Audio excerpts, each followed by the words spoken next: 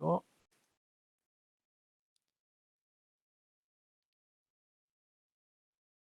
Okay.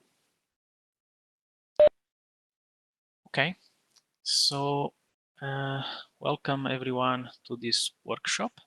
So this workshop is about publishing Inspire services with GeoServer and HALE. Is well, a common workshop that we usually do at all the Inspire conference. For the first time, we're doing it virtually, so let's see how it goes. This workshop will last more or less for 1 hour and a half. It will have three main parts. The first one will be a bit theory, so explain a bit what is this thing about Appetit schema, how we can use GeoServer, what's going on behind the scenes, etc. Then we'll have a few practical exercises, and then at the end we'll have 50 minutes to go over the questions. Questions are very important. As you may already know, we have the nice slide of support, so you can ask here any questions you want, and a poll has already been started. Okay, let's say it's time for a bit of presentations. So I am Nuno Oliveira, and I will be the one doing the workshop, doing most of the talk. There is also my colleague Fernando Mino on the background, which will help with the moderation and with the questions. Both of us we work for GeoSolutions, well, which is a company that works a lot with open source software. The very well known GeoServer, MapStore, GeoNetwork, GeoNode. And in the last years, we have been working a lot with organizations that have to comply with the Inspire norm. So we have a lot of experience with GeoServer. Obviously, we are one of the main contributors, and we also have significant experience dealing with Inspire challenges. We usually deal with challenges that come from the very beginning. So when an organization starts to mapping their data sets, starts to publish them to GeoServer, as well with organizations that are a lot more in advanced state. So they have real production applications using users querying that data, which means real world problems, performance, limitations on the data encoding, and so on. We are taking all of that know-how and presenting it on this workshop. Okay, so I guess it's time to start. There was this poll going on, 40 people have answered so far. I'm going to close it to see the results. Okay, so I'm going to start the next one, which is in the end, we'll go through over these questions. Let's have a look at the result. So most of the people's actually, well, I don't know how to use this actually. So 51% of the persons that answer are not familiar with Appetit schema, and the others are. Well, nice. Well, 50-50. Okay, so let's put it this way. Based on this, it means that I will go slowly to the introduction to make sure I explain very well what is this Appetit schema plugin, what it can be used for, and then we'll jump to the more complicated things, which will actually be done as a practical exercise. In the workshop description, there was a link to this page, which will allow you to access the training material, which is available online, as well to have access to the training package, which contains all the software you will need to execute the exercise whenever you want. Okay, cool. So I think I didn't forget anything. Let me check my notes. Okay, so summarizing a bit. Slido for the questions. That's a very important thing. At the end of the workshop, we'll go over the requested questions, and the training material is online, and you go download it and use it to follow the exercise at home with your own piece. Okay, so before I move, I'm going to close this poll so we can have this one started. Done. Very good. Let's start the workshop. So if you go to the training material, is actually quite big. We'll be focused on a small portion of it, complex features with GeoServer. So we'll have an initial introduction about what is this thing about GML, why do we need to match a specific target schema, and how can we make that work in GeoServer with the help of Appetit schema, and how HALE can, how HALE can help us make this an easier task. Then we'll move on a bit with practical exercises. We'll cover a very simple use case. We'll go the full process of doing the full mapping and publishing it. We'll see some live issues and how to handle them. And then we'll go a bit on more specific things. For the ones that have already attended this training, it has been updated. For example, right now it contains the last improvements related with publishing the same feature type or data set multiple times on the same GeoServer instance through virtual services.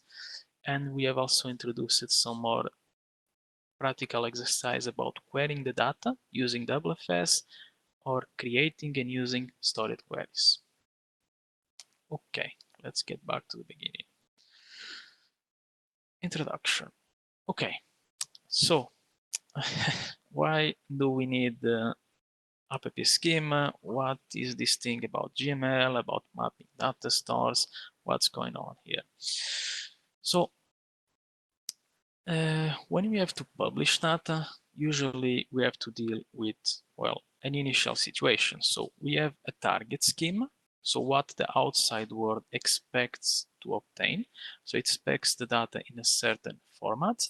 And then we have what we have on our own infrastructure in a relational database, in MongoDB, in Solr, whatever we have. So we have our data storage. We have other systems that create that data, manage that data, update that data. And so in the middle, we need to have something that will read from those, well, specific data stores and translate it to the common model, so to the target schema.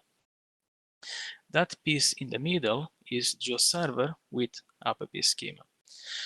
But let's go a bit first. So when we talk about inspires, about data sets, about target schemas, in practice, what we want to mention is the GML schema.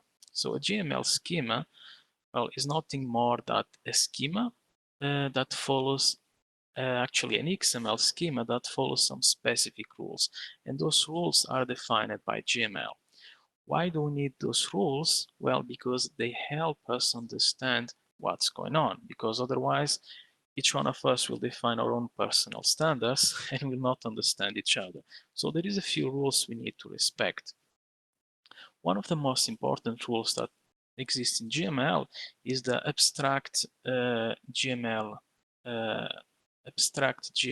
element from which all our features should inherit. Okay, basically in practice it will say, look, every feature our system will produce that will encode in GML will have to have a name, an identifier, an ID, and a description. So those are attributes that external systems can expect to be around. Then we have also obviously another very important element, which is the geometry. So how can we provide a feature? How can we say basically where that feature is on the map? So typically we have an attribute which respects the GML abstract geometry requirements, which says obviously the coordinate reference system, the dimension, the axis label, etc. So there is only a few set of geometries that are supported that typically cover most of the use case. We're talking about points, line strings, polygons, and the multiversion of those geometries. So that's pretty much it. Then we have a specific one, which is the abstract feature, which kind of merge the two previous ones. Okay, so when we want to declare our own feature, so when we are creating our model, we say, look, if I am representing a station on the map, and I want also to encode that station attributes as a GML document, my station element will inherit from GML abstract feature.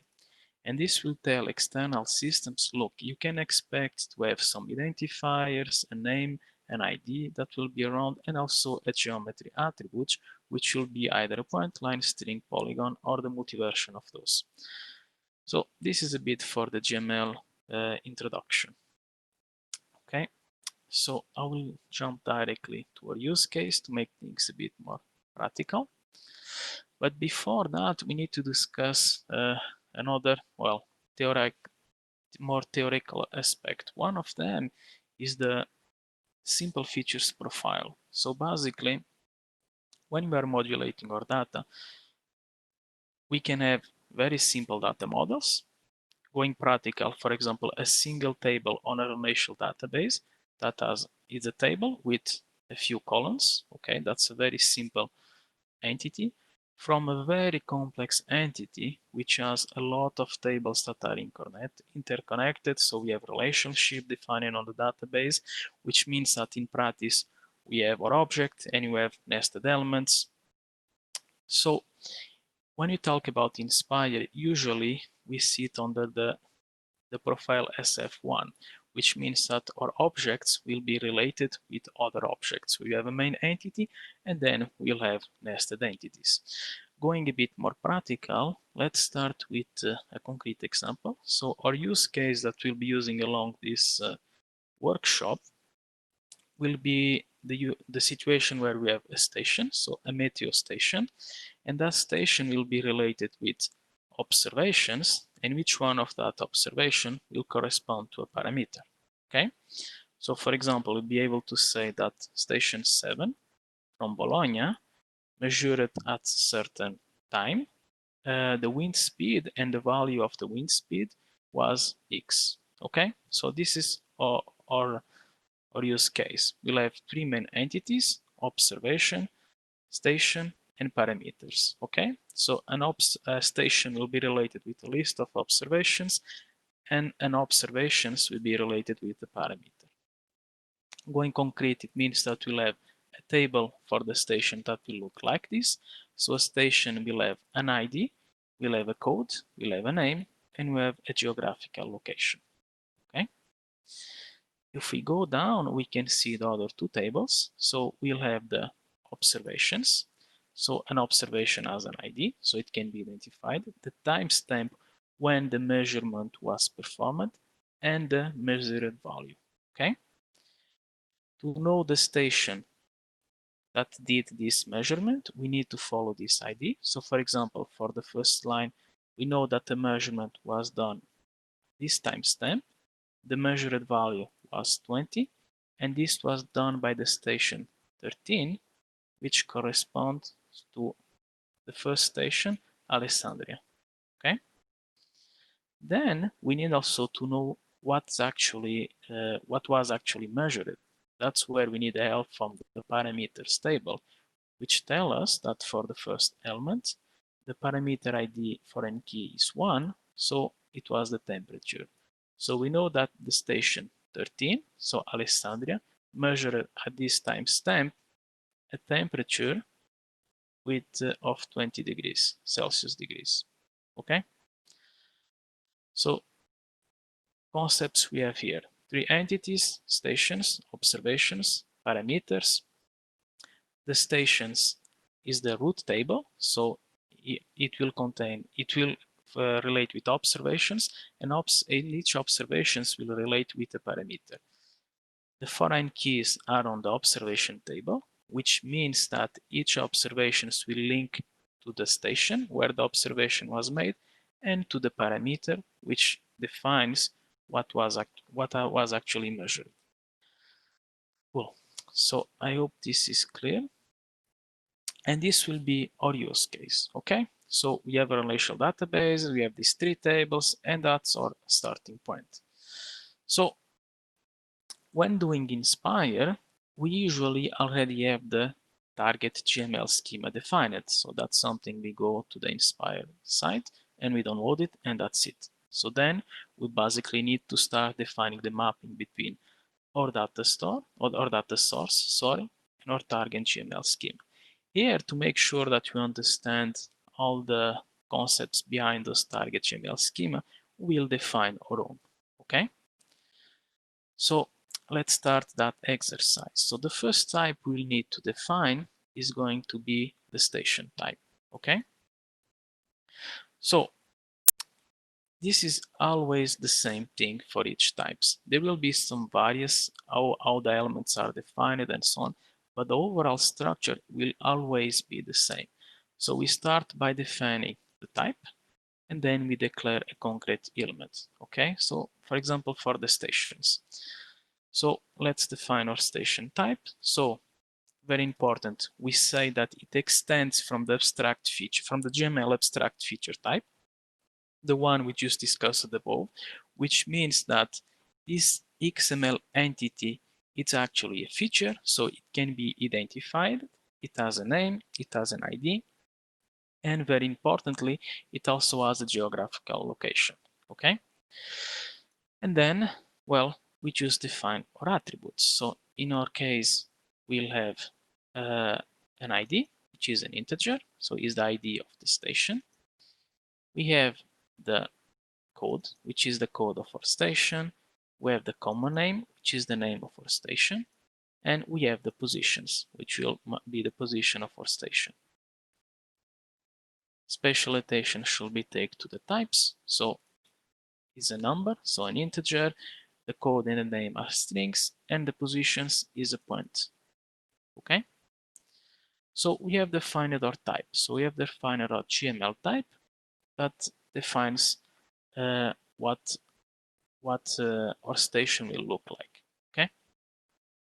Nothing special so far. What makes this very complicated is that when we deal with a very big use case, we'll have 1,000 of those definitions, but it's always the same thing. It's always the same pattern. Okay, once we define our type, we create a concrete instance for it, where basically we say, look, we have an element, which is the station elements. It's actually an abstract feature. This is GML jargon. It's always the same thing, and it corresponds to the station type which is defined above. Okay? Simple as that. An XML that corresponds to this schema is the one we can see here below. Okay? So if we go to this schema, to this XML example, we can see that, okay, we have our stations, which corresponds to the element name we declared. We have our attributes, so ID, we have the code, we have the common name, and we have the position. So this is what the GML representation of our first station looks like. And it's very easy to do, to look at this XML and then to look at the schema and see how things will work out. One thing we didn't discuss yet is our namespaces. Namespaces are fundamental in the XML world. Why? Well, it was, let's say, oh, I don't want to say a workaround, but it was a solution that was implemented in XML to allow entities to have attributes with the same name to be represented. So, for example, let's say we have the stations defined on the stations org namespace, but we could also have a different namespace with the station element defined. Sometimes it happens. So namespaces are fundamental. They basically are like a workspace we created that we say, look, everything that is prefixed with st, which corresponds to the station's workspace, is actually referring to the types we are defining on this schema. Okay? There is a lot of more to discuss beyond. I mean, it's quite a complex topic, let's put it that way, but putting it simple, the namespace allows us to reference names that belong, well, to a specific namespace. So typically in our schemas, we'll have multiple namespace. On this one, we have 3. We have the XSD namespace, which allows us to use, well, the XSD definition elements. We have the GML namespace, which allows us to reference objects, elements, definitions that belong to the GML namespace, like this one. And we have the namespace we are creating, the stations org, where we are defining our target GML schema objects and definitions. Okay? Cool. So let me see if there is any questions, any comments. Okay. Okay, well, Fernando is working on it. Very good. Cool. So I don't know to close this now. Okay, here we go. Done. Okay, so this was for the first session, and so far so good. Why? Because here we are looking at a very simple model. So we only have a table on the database with, well, 4 columns and very simple types. But as we know, our model is a bit more complex than that, because for each station we want to be able to see the observations that are related with that station, and also, well, obviously to understand what type of measurement was actually done. So we need to map those things. How is that done? So again, the first step is always the same. So we start by defining our complex type and then to declare concrete instances. Okay. So the first one we already did it for the complex, for the station type. And now let's define the observation type. Always the same thing. So it's also a feature, and it has the same, it has the same attributes of the table. So the timestamp, the value, and the parameter, okay? And this one actually has a link for the root station, but we'll see later that this is actually not needed. Still, let's focus on these 3 first elements. So we have the timestamp, the value, and the parameter, okay? So we have defined the type for our observations, the ID, the time, and the value, okay? Then we define the parameter type, which is actually very simple. So it's a parameter and it's a unit, okay? So we have these 2 attributes and that's it.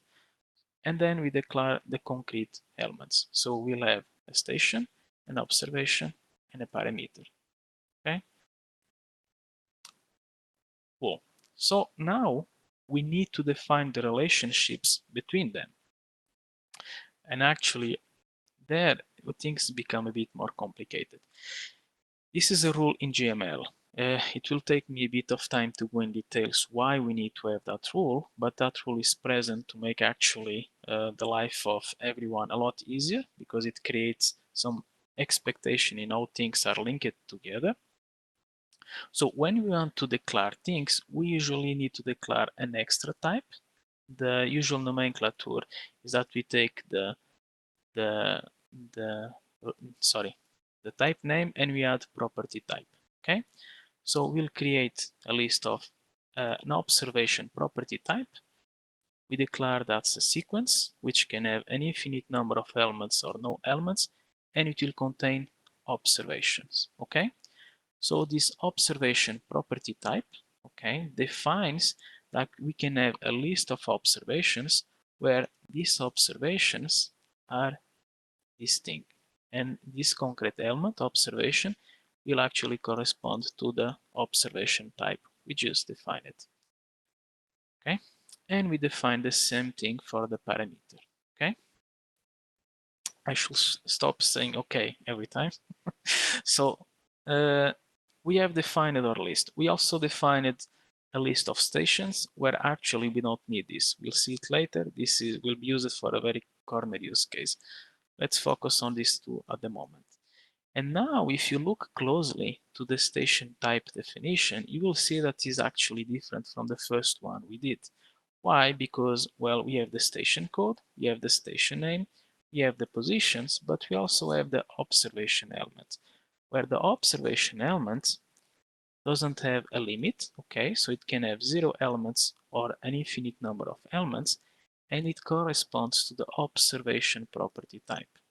And if we go to the observation property type, it's actually a list of observations. So long story short, we are saying that our stations can have a list of observations. Cool. And if we go to the observations, we'll see exactly the same thing. We say that actually we are not referencing the parameter type directly, but instead we are referring the parameter property type, which says that we can basically reference parameters. Okay, so let's summarizing a bit. So we have 3 main patterns when defining a GML schema, and those are the patterns you will find when checking real GML schemas. So the first step is that we define the concrete types, so the simple attributes. Then we define concrete instance for each one of them.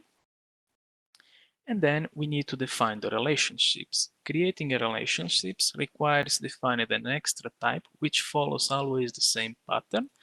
So the name of it, we reference the concrete element, and we always use the same association type. Don't worry too much about this. This is a GML chapter. Okay? Okay, so let's have a look now at what things we look in practice. So we have our station type. Our station type has a bunch of simple attributes and contains a list of observations. Okay? Each observations will have these simple types and will link to a parameter, which defines actually what was measured by that observation. So if you look at the concrete XML, well, it will look like this. So it's a bit more complex than the one we saw before. Why? Because now we have relationship, which means that we have nested things. So our station, so the first one was Alexandria, and it has two observations, okay? The first observation was performed at this timestamp with a value of 20, and it's actually a temperature measurement in Celsius, okay? We have the second observation, which was done at this timestamp with this value and corresponds to the wind speed, kilometers per hour. Not sure if this makes sense, but well, that's what we have on our database, okay? So let's recapitulate a bit. What we have defined here is that we have started from our relational database model, where we have three tables: the station table, the observation table, and the parameters table, okay? And these three tables are related together with foreign keys from the observation table. So each observation knows the station it belongs to and links also to the parameter definition of its measurement, okay? We have defined the GML schema for it, following three main patterns. So that will be our target GML schema. And then the output we expect to obtain is this one. Hope things are clear so far, because now we'll get to the important part, which is, okay, how can you now serve this data? So we have our target schema, we have our data. How can we make this be published through WFS? So the solution we'll be discussing here is to use GeoServer with Appetit schema and the help of HALE to reach that end goal. So here we can see well, an overview from the top of the mountain, a view of the system we want to obtain. So we'll have a data backend. In this case, it will be a PostGIS database. We'll have GeoServer and Appetit schema in the middle, and then we'll have clients that will be able to request WFS and also WMS and to obtain the data in this following format. So for each station, they will be able to understand not only this, which station it is, but also all the observations done for that station. Okay, how does this works in practice? So, well, there is no miracle. If we need to match a target schema, if we have a different schema on the data stores, we need to define mappings for it, okay? Where the mappings is, look, this table, this column from that table will correspond to that target schema element attribute. Simple as that. Well, the things become more complicated when we start to have 1000 of those mappings and when we have a lot of nested elements. And defining the mappings is only the first step. Then GeoServer, in this case, we need to understand those mappings, be able to encode the data, but also be able to understand the querying that will happen. We'll discuss that later on.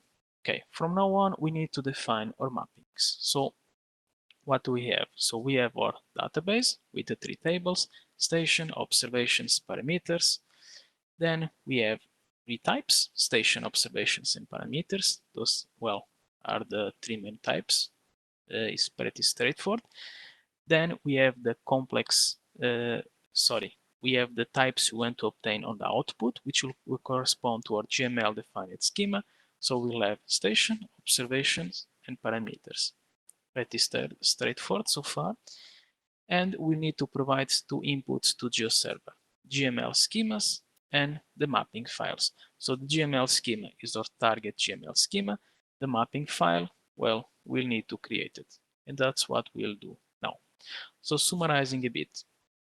So to make GeoServer able to serve more complex use cases, we actually in GeoServer nomenclature reference those complex use cases as complex features. So simple features is when we have a single table with one-line attributes, so simple, so simple features. And then we have the ones where we start to have nested objects, relationships between them. Those we name them complex features. And complex features require application schema, which is the extension in GeoServer, a very nice extension, which takes care of understanding the provided mappings, the data store schema, the target schema, and to make and to basically build the necessary features in memory to serve them to WFS, and is also able to understand queries, WFS queries or SQL queries, to translate them internally, dedicate them to the relational database or the data store that was used, and to provide a response. Okay, let's focus on the mappings. So the mappings has three different groups. One of them is, I usually name it metadata definition, so the namespace, where is located our target schema, the data stores, very important, from where the data will be read, and then we have the mappings, okay? So namespaces, nothing special here. So we have the GML namespace, is the one we use it on our target schema, if you remember. So we have GML, we have stations. So we basically just declare the ones that we'll be using. Note that the prefix doesn't need to be st, it can be whatever. The important thing is the namespace. This is just a shortcut, let's put it this way. Then we define our data store. It's always the same thing. So in this case, it's a PostGIS data store. So we need to provide the host, we need to provide the port, the name, basically all the information GeoServer we need to connect to that database. Then we define our GML schema, so our target schema. In this case, will be our station schema. And then we start with the mappings. Okay. So this is where things start to become a bit more complicated. Why? Not because it's difficult to do it again for a single element. That's pretty easy. We'll see it's very straightforward. Things become a bit more complicated when you need to do it for 1,000 of those elements. That's where HALE will help us. Anyway, a feature type mapping follows always the same pattern.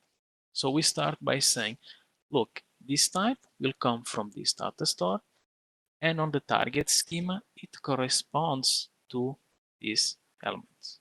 So in practice, here we just say, look, go to that PostGIS database and use the stations table as our source, okay? Source of data. And the target element on the target schema will be the ST station element. It's important to notice here that here we don't reference the type, the station type, but directly the station element. So we always reference the concrete elements, okay? So, okay, so we have defined, let's say, the roots of our mapping. It's time to dive into the details. So now for each attribute of our schema, for target schema, we'll define from which columns of the database correspond to that attribute. So again, pretty straightforward. So if we look again to refresh our memory to the station type, we have the station code, the station name, and the position. And here we go. We have, okay, so the station name value will come from the code column of the station table.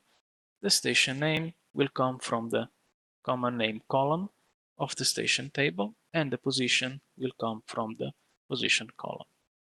pretty straightforward so far. It's always the same thing.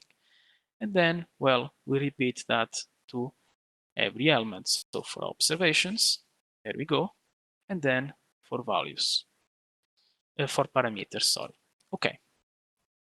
So like we did for the schema, we have defined the mappings for the attributes of our main entity. So station, observation, and parameter.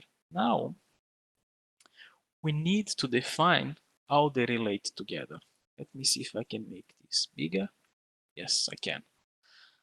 Okay, so our feature type mapping, we define it the mappings for station, we define it for observation, and we define it for parameter. But now we need basically to tell application schema how these things actually relate together. So we usually name that on application schema nomenclature feature chaining, and it's always the same pattern. So here it's important to define the containing entity, so the owner of the relationship. So in this case is pretty straightforward. So we have stations which contain observations, and an observation will contain a parameter. So in practice, if we look at the expected output schema, output GML, this is exactly what we'll see. So we have an observation, the observation attributes, and then we contain a list of observations, and then each observation will contain a parameter. Okay, so let me to the image. There we go. Okay, so we have our attributes. That's done. That's pretty straightforward. Now it's time to define our relationships. So the way it works is that we define an attribute mapping on the containing entity, and we say, look, the station will contain a list of observations, okay? And basically, this means that we link to the ST observation type, and the linking is done based on the ID. So if we go down now to the observation, and we follow this is why this is named feature chaining, because we create a chaining between the two entities. We have the correspond element which says, look, this is the information for feature link 1, which is this one, and I actually observations, they know stations based on the value of the station ID column. This is not the most straightforward part, so let's have a look again at our relational tables. So if we look at the observation table, okay, an observation table knows which station it belongs to based on the station ID, which is in relational databases nomenclature a foreign key to the station table. Okay, so what we have say on our feature type mapping is, look, stations will have a list of observations, and the observations will know which station they belong to based on the ID of the station, and the station and the observation will know the station it belongs to based on the station ID, so the value of the station ID column. That's exactly what we are saying in a more complicated language in these feature type mappings. So list of observations, they are identified, the observations know about the station from the ID, and the observations basically the ID column of the station table and the station ID column of the observations table will need to be the same. And then we define a similar thing for the parameter. So the observation knows about the parameter ID, which will basically correspond to the ID column of the parameter table. And our mapping is defined. So now we submit these mappings to GeoServer, and GeoServer will be able to understand this and basically to produce or well, the GML we expect. Okay, so now let's see how we can make this task a bit easier, and let's use HALE for that. So HALE provides a nice graphical interface that will allow us to define these these mappings in a more, let's say, visual way. By the way, I will say this at the end. We are discussing a new improvement for GeoServer, which is named Smart App Schema Data Store, which will do some of this automatically. And instead of defining these mappings, we'll basically be requested to run things to say, okay, this mapping looks correct, it doesn't look correct, so I need a few change, and so on. Something for the future. But for now, this is the most reliable way of doing these mappings. And this is where the practical exercise will start. Drinking a bit of water. Okay. So if you had the time to download the training material, you can try to follow it. Unfortunately, we don't have a lot of time available, so we'll speed a little bit, but then feel free to execute this exercise at home. That's why this training package is nice, because it provides everything that's needed to execute this exercise. So if you go to the training directory, you'll see a similar content to this one. And the first step will be to start the PostGIS instance. Okay. You may see this warning. Don't worry too much about it. It's just that it's difficult to make this thing start automatically in Windows. And then let's start our GeoServer instance. You see here multiple things that we'll not use because they are used for other exercise of the training. So if you do the full training, you will actually be able to use all of this, but here we only use a small subset. Okay, so our GeoServer instance is starting. At the same time, let me start the provided HALE. There we go.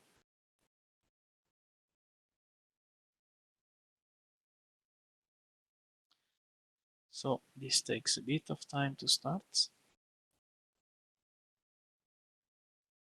It's normal because they are starting from the directory. Let's wait a bit. Okay, while these things are starting. So the GeoServer instance is already up. We can access it by going to localhost. This is properly described on the training material. If we open the GeoServer UI, usually this training is at least of 3 hours. So if I add the time now, I will explain you a bit the most important parts of GeoServer. Unfortunately, we need to skip this part because we only have 45 minutes remaining. Okay, so our GeoServer instance has started. We can test that the connection to the database is working as expected. For example, we can try to access the storms data set. Okay, it's reading data from the database. Everything looks good. Let's see if HALE started. Yes, it did. So we have all the tools we need to proceed with our exercise. Let's get back to the training so you can situate it where we are. Oh, okay. So this are the instruction steps to install the app scheme extension on HALE, because since the last 2 versions of HALE, if I'm not mistaken, this is not included. Extensions are not included anymore by default, so they need to be explicitly installed.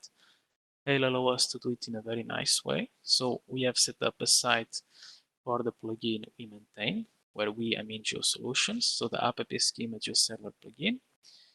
The way of installing this plugin is basically that you can go to HALE, you can follow the steps that are well described, you can click on install new software, and then you can click on the GeoServer plugin and you can install it. In this case, it has already been installed. Okay. To validate that the installation was successful, you can go to About, Installation Details, and confirm that the plugin was correctly installed. Okay, I wanted to mention this because if you used previous versions of HALE, this extension was already present, and now you need to explicitly to install it. Okay, now we can really start with our exercise. There is several exercises from well, the Meteor Stations one, where we do everything from scratch, to more complex real use cases. Here I will do the Meteor Station example one, where you can see several error situations, where you can do everything from scratch. Again, I will speed up a bit because we don't have a lot of time, but at home, all the steps are described very, very detailedly. Okay, so you can see everything you have. You can see step by step how to create the mappings, how to open the target schema, the source schema, and so on. Okay, I should really stop saying okay. So if I go to complex Meteor Stations example, okay, create new HALE project. This is always an important step, so we don't lost what we did. Okay, this is cleaning, save element project. You can use different formats. Tutorial, mistake, next, browser, oh, spy, tutorial, there we go, and that's it. So we have our mappings defined. HALE allows us nicely to create either an XML version of the project or a binary version. The XML version is very interesting if you want to put it on the versioning, for example, on GitHub or something like that. Cool. The next step we need to take is to load our source schema and our target schema. To do that, I will navigate also on the tutorial so you can see where things are. So we'll first load the one from the database and then the one from the GeoServer embedded web service, which will provide the schema as a static file. Usually it's not done like that. Usually you go to Inspire and you have your target schema available somewhere on the internet. Okay, so let's start. If we go to import source schema, in this case from base, from a Postgres 1. Go. Go.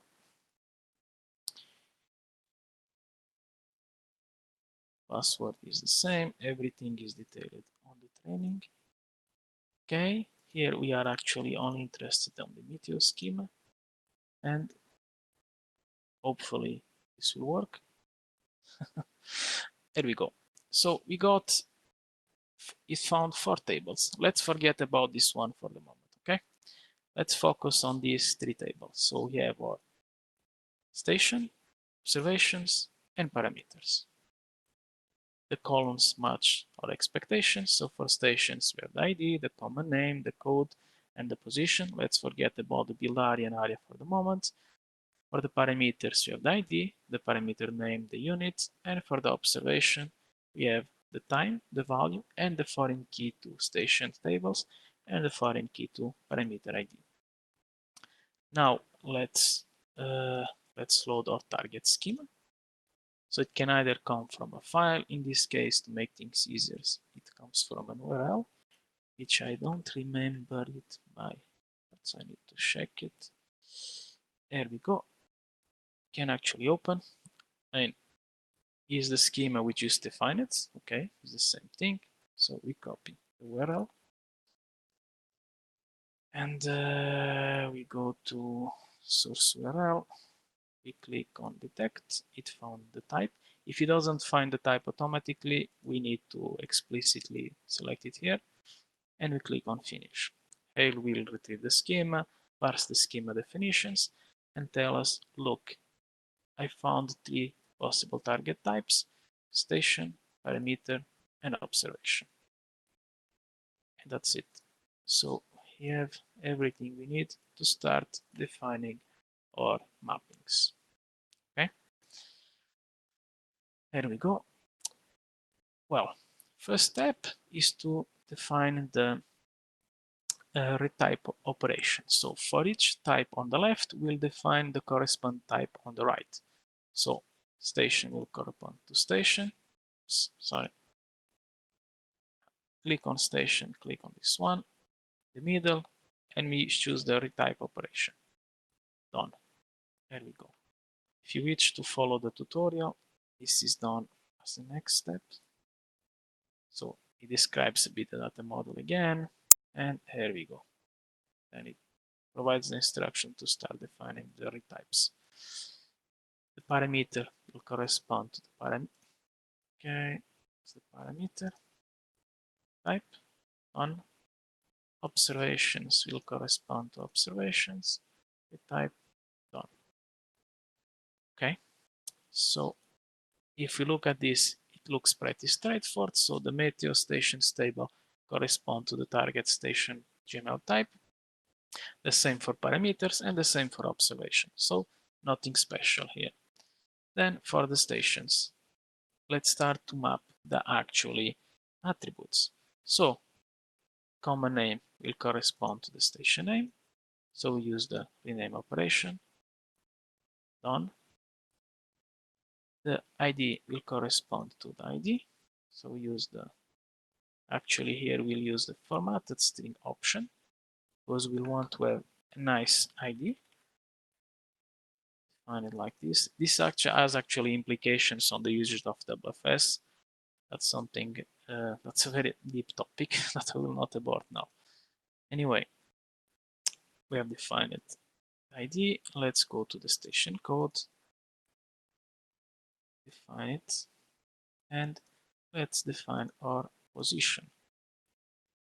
There we go. Perfect. Okay, so everything looks pretty straightforward here, at the exception of the ID. So you have the ID, which you want him to appear as station dot and actually ID of the station. We have the common name, the position, and we have the code. Now let's do the same for the observations. So if we go to the value, if we map the value, it's always the same thing. If we go to the ID, if we map the ID, if we map formatted string, we get observation dot. That's it. There we go. And then we have the timestamp value. Very good. It's done. We do the same for the parameter. The ID, we have the ID. We format the string.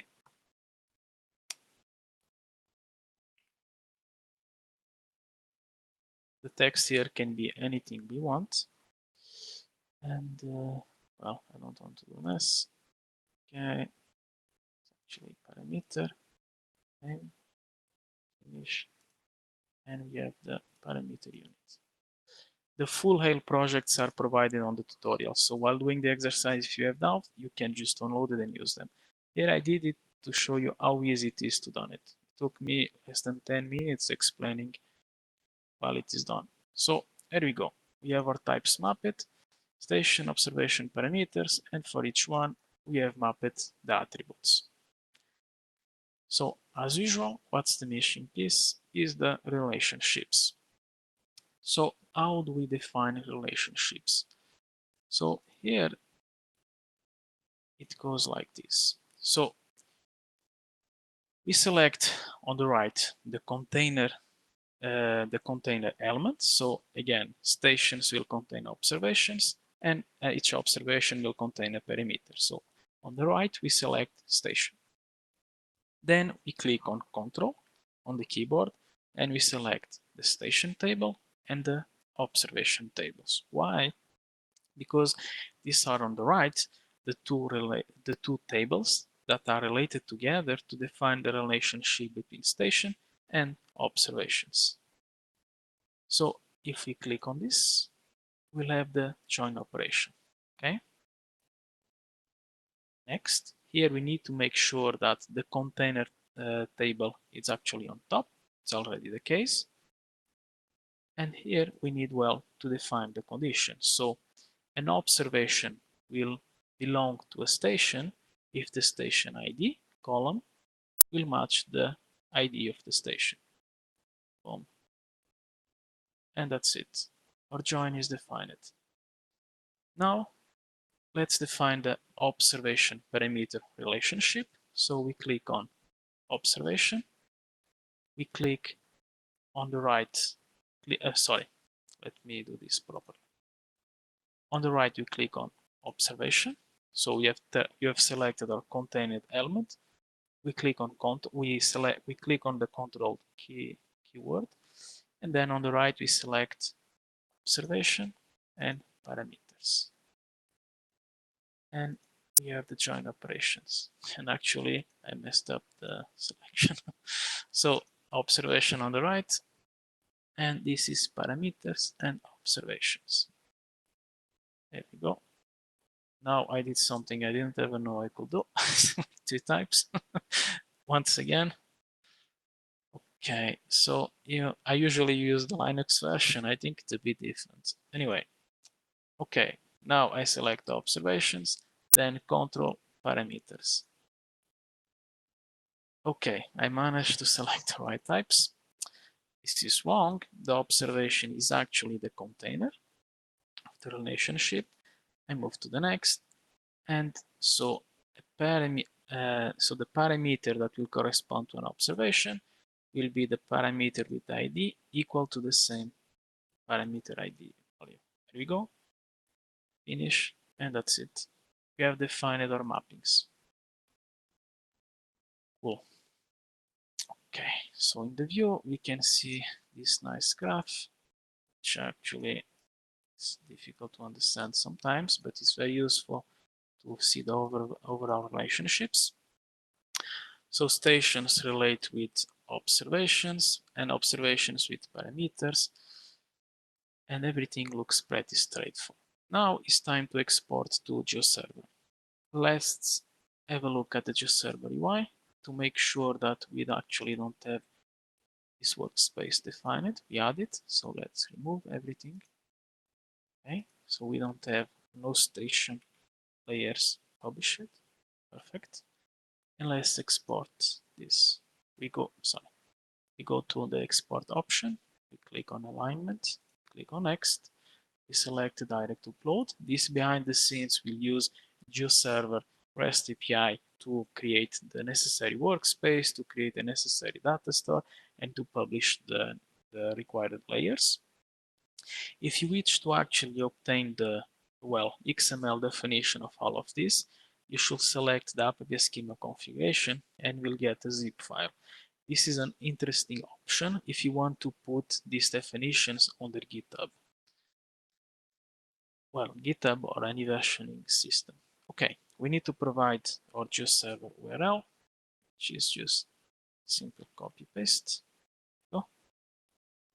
Click on this. We don't need to include the target schema because it's available online. And this is a bit the more strangest part. You need to define the end of the relationship. I don't have time to go into the details of this, but long story short, in 90% of the use cases, this is a very strange thing to do because we only have one option. But when we have polymorphic mappings, this is something we need to do. Polymorphic mapping means that we have, for example, we define a relationship between a station and a vehicle, and the concrete implementation of a vehicle can actually be a car, a bike, whatever. So in this case, nothing of the such. So the observations is actually the observation type. We are working on trying to make this more automatic. We already did it for a few use cases, but well, there is still some work to do. Okay, we move on. We need to define it to the parameter type. So it contains the parameter relationship. There we go. And we are ready to export. We click on next. We select our data store. We need to provide this information. We need a mess here.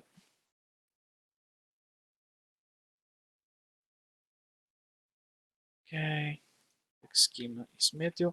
This is very well described on the training tutorial. And we click on next. User is admin, Geos. And if I didn't miss anything, the export was successful. So if we go to GeoServer, if we go to the workspaces, we see we have a workspace. Look, this is the important part, the namespace. So this will contain feature types where the root types will come from this namespace for the station, from the station namespace. And if you go to stores, we'll see that we have a Meteo station created. Here we go. This is the file that was uploaded by HALE, and it also obviously created this store. And if you go to layers now, if you look by station, here we go. We have our station that was uploaded. Actually, this is what I wanted. Because now I can come here and do a GML code, and here we go. We have our mappings defined. Okay. So if we go to our first station, which we are familiar with, we see that we obtained exactly what we wanted. So we have our two observations. We have the attributes that identify the station, the geographical position, and we have for each observation the measurement and the timestamp and the corresponding parameter. If we click on open layers, sorry, actually I'm clicking on the wrong layer. Sorry. There we go. There we go. We can see that we have our well, we have our station that we can visualize. We can perform a get feature info, and we'll actually get the full information. Okay. Now, we delete this st simple because I would like to show you something. Okay, before doing that, I want to show you on the training package where you can find the already done mappings. So if you go to data, so on the root of the training, data, HALE projects, you have for all the exercises, you have the full, well, you have the full thing. Cool. Okay, so now before moving on with one last exercise, I will have a look at the questions on Slido, because as you may have seen, I didn't. I was doing the training. Here we go. Okay. Net CDF compliant code. Well, that's a very interesting question. Someone say, I have no idea. I don't know. I don't know if it was an answer for the first question. So there is no questions pending as far as I know. So I can move on with the exercise. Let's see if I'm missing something. No, I am not. Okay. So regarding the pending question about coverages, that's unfortunately not covered by this training. And well, that's another topic that has been discussed a lot lately. And the short answer is some work needs to be done on GeoServer to make it full capable for publishing such datasets complying with Inspire. You can check GeoSolutions blog post for more news, because as I say, that's an hot topic at the moment. Okay, let me open this. So let me find out. Lost. There we go. Okay, so we have done the training, we have done our mappings, we have exported, we can see everything. So now let's move on to the next part of the exercise, which are, okay, so we can navigate properly. We are here complex features with GeoServer HALE. We have seen the introduction, we have configured HALE Appetit Schema plugin. Then we jump to the Meteo station examples. We have created a HALE project. We have import our target source schemas, and we have defined the alignments and exported to GeoServer. So now let's have a look at the querying capabilities. So as I told you before, GeoServer is the Appetit Schema module is actually a quite powerful module. It has been around for a lot of years in GeoServer and has received a lot of improvements. It started with support for relational databases, and now it supports integrations with MongoDB, with Solr, And one of its key features is that it's capable of taking a WFS filter with a certain query to understand that query and to translate it to a native query of the native store. What does this mean? If it gets a filter like this, for example, here we are querying our station, we're saying, look, give me all the stations where the name contains the raw text. GeoServer will understand this query, will translate it to an SQL query, will send it to PostgreSQL, will get only the relevant results and very fast produce the expected GML output. You can throw out this request by going directly to the training material package. If you open it, you'll have a curl shell path. And if you have other tools like Insomnia or another REST client, you can use it. But if you click on here, this should open command line where you can copy paste your HTTP request. So here we are saying, look, go to GeoServer, use the request defined on sample request, blah, blah, blah, which is basically this WFS request. And, well, send it to GeoServer. Here I'm removing the output. If you execute it, we get back a reply. So if we look at this reply, let's look it in nice view. Sorry. There we go. We say that indeed it only returned the stations that contain the raw text on its name. So there is several requests you can try. Obviously, when querying complex data, we need to be careful when we start to target nested attributes because we are targeting list of things. So it's not the same thing to say, look, give me all the stations with a row on the name, or give me all the observations that have a parameter with row on the name. This will trigger a much complex SQL query, which will be a bit slower. So there is several requests that you may wish to try. I will not execute all of them here because we are running out of time. Okay, so let's jump to the next topic. So this has been quite an hot topic in the last versions of, during the last years.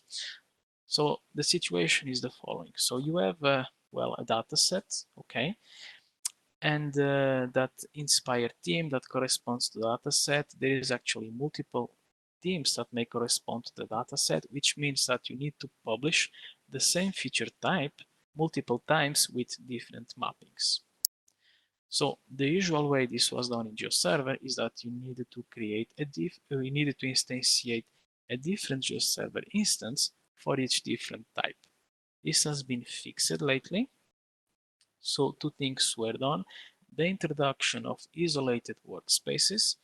So this with the, let's say, with the coupled with the workspace already existing support in GeoServer, allow us to have a GeoServer virtual service endpoint for each dataset. And now you have also the ability to name your layers the way you want on GeoServer. This has been fully integrated with HALE, and I will now show you how this works in practice.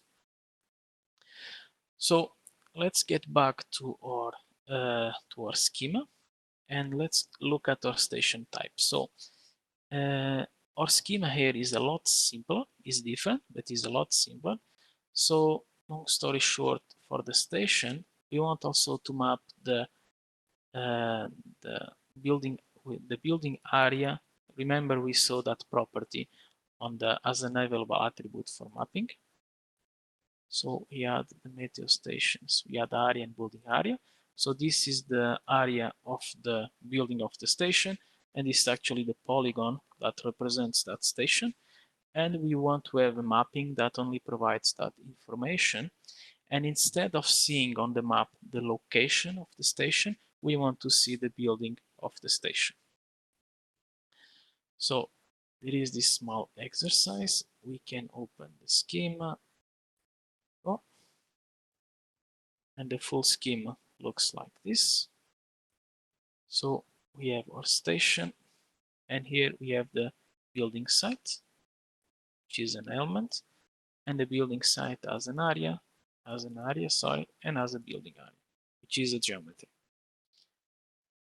Okay, so for this exercise, I will not do it from scratch. So I will say what I did. I will create a new project on HALE, and I will open the already defined project, which is in Inspire. Again, you will have all of this in the training package, so you can do exactly the same thing. If you go to data, if you go to HALE projects, you should have the meter example isolated. Here we go. Let's hope this switch between systems didn't the first time we are doing it live. Okay, so it has loaded the source schema, the target schema. Now it's loading up the mappings. And here we go. Good. So we have the mappings defined. So this is a very simple mapping. We only want to obtain the stations, and for each stations we want to know the code, the common name, the ID, the position, but also the area and the building area. Nothing special here. Now, when we want to export, let's do the direct upload. Well, we'll want to use the same GeoServer instance. That's the goal. So we go here. We go next. Schema will be provided, and here we go. So as you can see here, no information was asked by HALE about the container type, because here we only want a very simple view of stations. We don't want any nested types. But there's the thing. If we publish this as is, it will fail. Why? Because on GeoServer, we already have a workspace named ST, which corresponds to the station's workspace. And we already have a stations layer. Actually, station, sorry. So what we are doing here is that we are saying, look, I want to use a different name. And this should be isolated, so no collision will be created with these stations namespace. And let's go. Let's see if it works. It's the first time I do this workshop, and there is absolutely no issue. Well, I don't know. So, right. I need to provide the information of the relational database connection. Here we go. The database is heavily tutorial. Schema is Meteo. Oh, we go next. In just here we go. So it was successful. So now if we look for station, we will see two stations. Note that they are on two different workspaces. So we have the original station and we have the simple station. We click on layer preview. If we look for the station layer, we will see so the GML station. So this is the one we created previously. Looks good. And we have the new one, which is a simplified version of those stations. So we have the station code, the name, the position, but we also have the building site element. And the building site provides a description, the area of the element. Apparently is a very small building, if I'm reading this correctly. And we actually have the polygon that defines that area. So here we go. Now we can actually, this is something that does only be implemented this year. We can change the name of the layer. We can, for example, name it simple station. Actually, station building. There we go. save the definition, done. So if we go to layer preview for station, we can request our type, and here we go. So we only changed the name, but the content is the same as expected.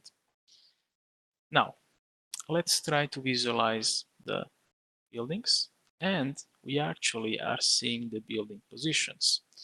So what's going on here is that, well, GeoServer knows two geometries. It knows the location of the station, and it also knows the building definition. Since this is a root attribute, GeoServer will consider this by default as the default geometry. So to make this work, we need to tell GeoServer explicitly, look, the default geometry you should use for drawing is actually this one. This is unfortunately not yet supported on HALE, so we need to do it manually. If you go to the training material, you actually will have the full path for it. I don't remember, so that's why I'm looking here. There we go, there we go, there we go, we export it. There we go. So now, if the training was a bit longer, I will have explained you how this works behind the scenes, how do you have access to how the GeoServer data directory looks like, and so on. So, sorry, directory. We go to the GeoServer data directory. We have our st simple, just being created, and here we can actually find the real mapping. You see, it's exactly the same file that we discussed during the introduction. But now we come here and we say, look, for the stations, this is the default geometry. And I didn't follow the tutorial, so I didn't use the right namespace, so I need to amend it. Go. Sorry, I used the same namespace, I didn't use the same prefix. So I go to GeoServer. Oops. Okay. Like was location ever. Oh. And now if we go to the store, so let us reload it. Methyl isolated. Okay. It didn't complain about nothing, so it should be okay. Go to station, to our station building. We reloaded the feature type. Okay, it didn't complain. We go to publishing. We make sure we have a polygon style selected because we want to draw polygons. Click on save. We go to layer preview.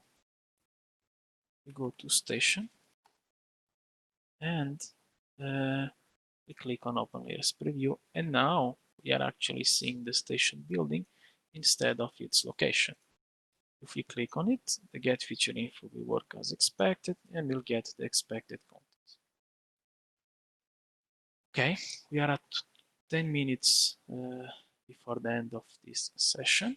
So, well, if we add more time, I will have shown you another interesting functionality that's been implemented, which is the situations where, well, on your relational databases, you don't have a list of other features, but you have a list of constants, so a list of strings, of integers, of dates that you wish to map, okay? So, and that's a functionality that has been lately implemented on Appetit Schema, is named GDBC, is actually named multiple values support, and there is two variants, so the GDBC multiple values, which works for relational databases, and the Solar multi-value, which works for Apache Solar multi-values. So if you go to the Meteo examples, defining the alignment, if you go to the end of it, actually it's better if I do it like this, mapping one-on-one cardinality. This is where the contact mails, because we want to map the situations where we have a list of contact mails, something like this, okay? So we want to have multiple attributes that are the same but with different values. This is already supported on HALE. You can map it on HALE and it will just work, which is something we always like to hear when using software. Okay, this was one of the points I wanted to explicitly mention. Let me go Back again. Okay, frantically asking questions. Here we keep putting the typical issues you have. So you try to renderize your data on open layers or whatever client. Basically, you do WMS request and it doesn't work. Typically, the geometry is not correctly defined, so make sure you set up the default geometry. The generic style is this means that your server was not capable of finding the right geometry, so you need to tell explicitly what's the style that should be used. When you have a null namespaces, this means that the needed workspaces was not created on your server, so you need to create it explicitly. We can now publish the same complex feature type multiple times, but now you can also change the name of that type. That's very important. And well, this is now available. You can have the JSON LD and JSON output. I can actually show you the JSON one. So I don't have time to go into the details, but just well, there has been lately a lot of discussions around in the Inspire community, mainly because we have of the new OGC API features where, well, we have multiple output formats available. What should I use for each use case? Should I always use GML? Is it too complex? But we need that complexity performing, for example, integrations. Can I use GeoJSON? Can I use JSON LD? Should I use GeoPackage? Well, the thing is that the idea in GeoServer, let's say our work plan is that the mapping is defined once and then you can have multiple outputs. Some, like the GeoJSON, will be derivated automatically, but you can also provide a template that's work in progress where you can define what actually it will look like, and the same thing will work for JSON LD, and we are trying to make it work too for GML, but that's another story. So this is basically what I had to say. Let's have a look at the questions. Let me check it. Well, let's start by Slido. So no questions. Everything was very clear. It's good. Let me see how many people participated. Okay. Yes, is there support to combine data for multiple data sources? Yes, it is. And why I didn't mention it, because, well, when you combine multiple data stores, so different relational databases, it means that your server will not be fully capable of sending the query to the native databases. At best, it can send to one database, get the results, and then it will need to load in memory all the other content and perform the remaining filtering in memory. So that's one of them, one of the reasons. Which parts of your server? Okay, well, this Inspire issues needs to be updated, but the answer to this question can be found on the training material, actually here, or in my tomorrow's presentations, because, oh, actually, let me do this, because it will be easy. Here we go. So which part of two servers are Inspire compliant? So we have the download services with WFS. There is also some web coverage going on, but we are also working on the OGC API features compliance, because there is some new guidelines for download services. The view service, WMS, WMTS are compliant. And for the transformer services, this can be achieved with the project WPS process. There is a bit of things behind the scenes, because there is different ways of reaching compatibility, and GeoServer doesn't support all of them. So a very short answer. Let me check if there is any question pending. Nope. So I guess that's it. Let me look, and that's pretty much it, I guess. Okay, so we still have more 4 minutes, so I'll show you something. Okay, remember that discussion about isolated workspaces, virtual services, endpoints on GeoServer? So this is what actually I'm talking about. So if you go to the GeoServer UI, and it's been very slow, I don't know why. Okay, We go to WFS capabilities documents. Let's look for station. Okay, and here we can see only one station type. Why? Because the station buildings, it's an isolated workspace. So unless you target that workspace's virtual endpoint, you'll not be able to see that layer. This means that you will need to actually do this. St simple. There you go. Here, you'll be able to see the station building. Okay, but you don't see any other type. So this is like you have as a web server inside GeoServer. Okay, because I think you guessed it. If you go to ST now, actually, sorry. Well, this is not the easiest UI ever. If you go here and if you look for station, well, guess what? You only see the station type. So that's it. And that's all I had to say, more or less. Thank you all for attending this workshop. Thank you for the questions that have been asked. They were very pertinent. And that's it for today. So I guess you want to close the session, Fabio? Yes, thank you, Nuno, for the presentation.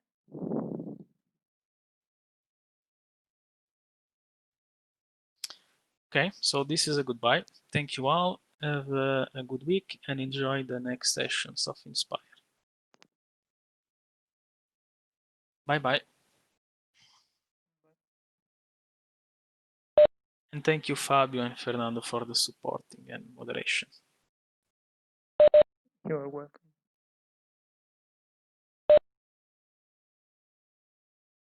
Hey, Fabio, do you know how many people were present in the workshop?